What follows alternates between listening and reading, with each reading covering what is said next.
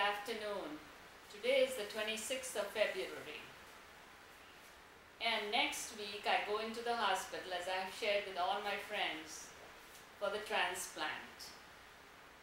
And of course I'm a little fearful about the unknown. But I know those fears will all be cast away as true love casts away all the fears.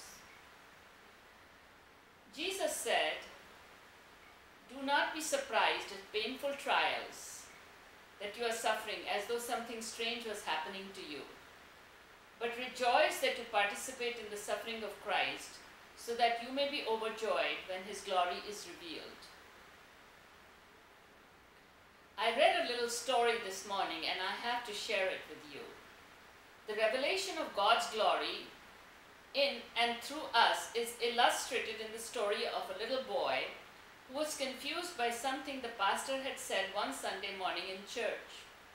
When he saw the pastor in the parking lot, he ran up to him, tugged at his sleeve and inquired respectfully, "Sir, can I ask you a question about your sermon?" The pastor graciously halted on his way to the car and gave the young parishioner his full attention. "Sure, son, what is it?" The boy exclaimed, "You said you had asked Jesus to come into my heart." "That's right," the pastor responded, "but Jesus is a man, in a man's body." The little boy replied, "That's right," the pastor patiently answered. As a frown creased his brow, the youngster persisted, "But I'm just a little boy." The pastor gravely nodded. "That's right." The puzzled look on the young boy's face betrayed his total ignorance of the truth he was about to utter. "But if I'm just a little boy and Jesus is a man, if he comes into me, he'll be sticking out all over me." "That's right," the pastor agreed with a knowing smile. Suffering is not only the platform for our witness, but it also